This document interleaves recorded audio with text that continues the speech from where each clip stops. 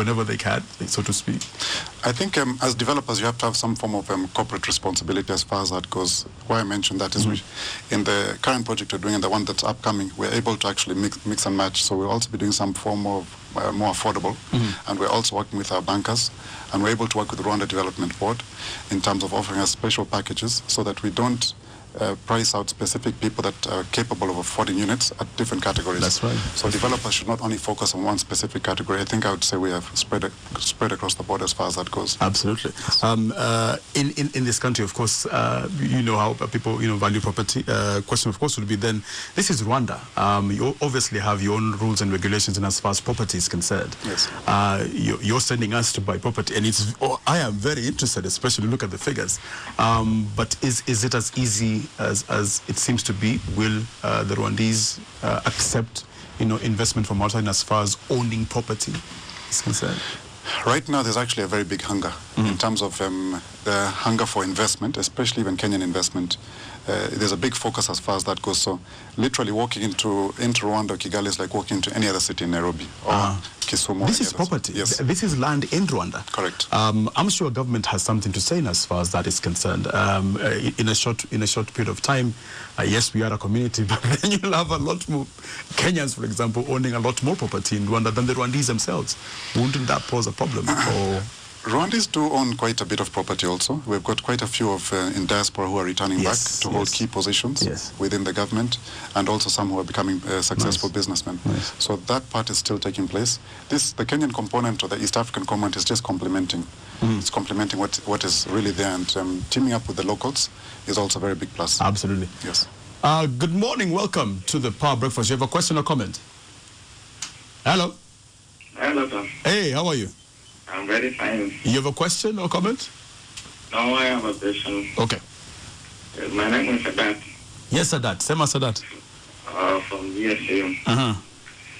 I want to inquire my monthly income, maybe my income per annum is around 100,000. Okay. And I'm aspiring to become an investor. Okay.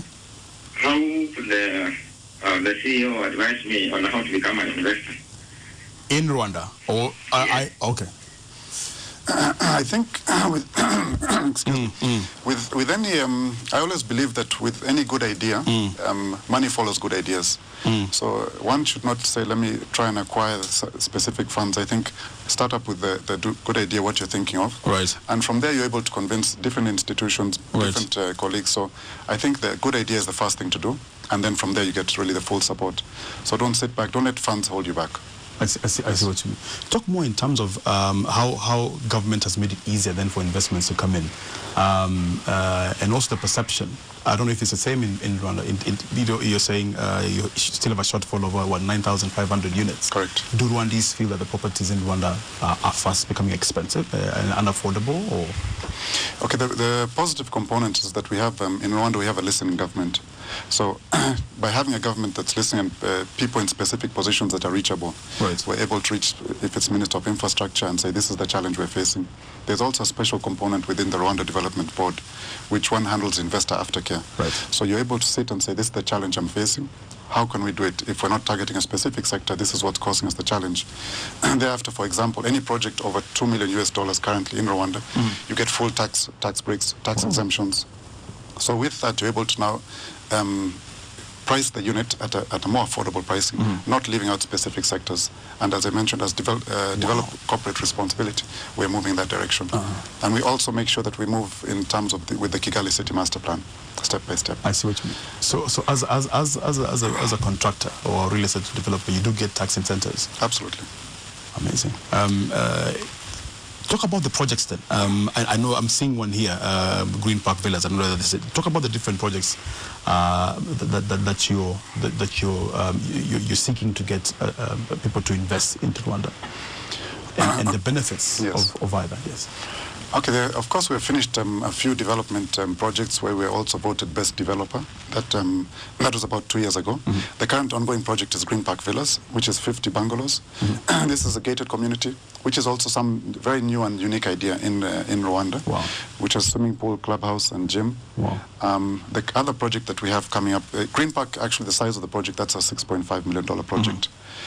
Casa Musozi, which is the 700 units, mixed use, we're leaving open area for, you have to be also very careful when submitting for building permit approvals. You have to make sure, like we put church/mosque. Right. Don't just submit and put church, then you alienate one. Yes. And as I mentioned, we've been able to convince one of the schools. That's also now being done. From here. Yes. But the full package of this project is being done by a company called Planning Systems, just because this will be our first mini city out of the city. Right. Yes. Right. And that will be where we'll do 700 units over the next 3 to 4 years. I see what you mean. Yes. But DN International is not just based in Rwanda. I mean, you're based here as well. Correct.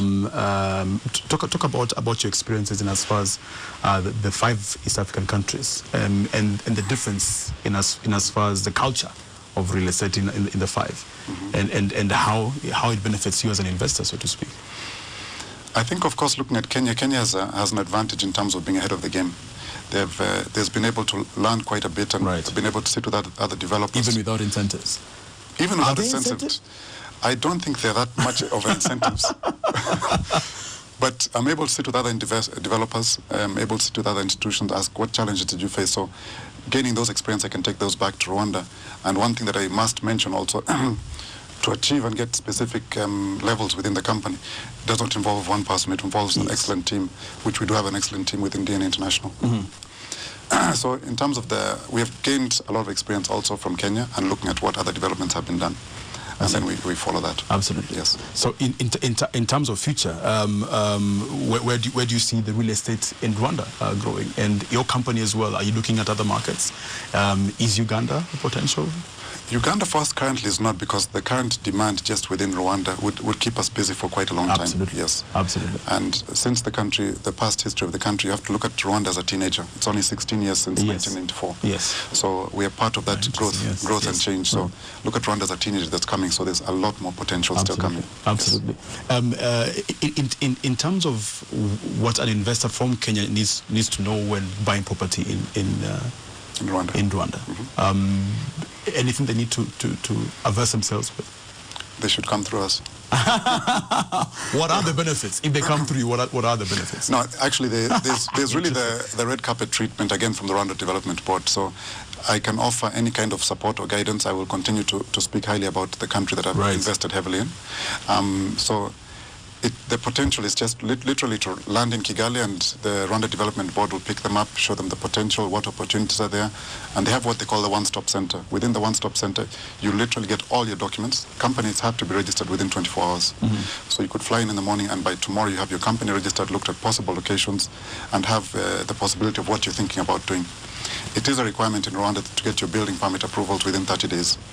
If not, then you almost consider that you can start your project. Right. So there's those guidelines that the country is run almost like a company. Right. Which is one of our key reasons to invest in Rwanda. Absolutely. Yes. In terms of, you talked of different packages. One is able then, if you've got properties here, you're able to use that. Correct. To buy property. Just not letting the cat out of the bag, really. But give us a glimpse of how that works. So I have a property, maybe it's still under mortgage. Can I also benefit from that in terms of buying property in Rwanda? You're able to benefit from that in terms of using your physical assets in Kenya, working out an arrangement. You see, by the fact that we have joined a bank that's East African, so our current bankers, which is KCB and SNL, the fact that they're East African, just look at it like any other branch that you're within here. So if you propose, and if you're to walk into any SNL, for example, to them, say I'm interested in Rwanda, they'll actually assist you and take you step by step through the way, including with our sales and marketing team, would actually be able to get you from your location, take you over to the officer, discuss that full package, and then after that, organize for flight arrangements, if need be. Our current website, you actually be able to monitor the progress of your house online. The minute you make payment of your house online, the color will change to a different color, automatically showing that house has been sold. Wow. So you're able to do a lot also from this end, looking at Rwanda as being just another city within Kenya. I see what you mean. And these properties that if I wanted to rent it out, obviously I don't need to get somebody from here to move there. You have a lot of people in Rwanda who are able to. We're able to offer that as an extension of one of the services because we do understand people in their different sectors and some don't want to get involved in the nitty-gritty. Yes. So that is an additional, So we have a separate component that will handle that. As you, for example, if you're to acquire property, which I'll make sure you do before I leave. Wow. That's kind of cool. Okay. You said that one breath you did. Okay. So with that, you're able to, as the house is coming up onto the market, we now go into our database that has the potential clients that are willing to rent. Right. So when the house is fully ready, then we just do an automatic switch and have the new tenant move in. Absolutely. Yes. Well, so there you have it. In terms of properties available in Rwanda, the website, of course, if I can find, where is it? Yes, www, is it this one? DN Rwanda? Correct. Yeah. www.dnrwanda.biz. Log on to that, get a lot more information as far as properties available in Rwanda. It's an amazing project. I love 14 million for a 5-bedroom. Wow. Correct. That's interesting. Correct. Nathan Lloyd, thank you very much for your time. Thank you very much. In the next hour, yes, you've heard of the movie Avatar. Did you know that a Kenyan was involved in what you call matte painting? You did? Well, she's coming up in the next hour. Stay with us. We'll be right back.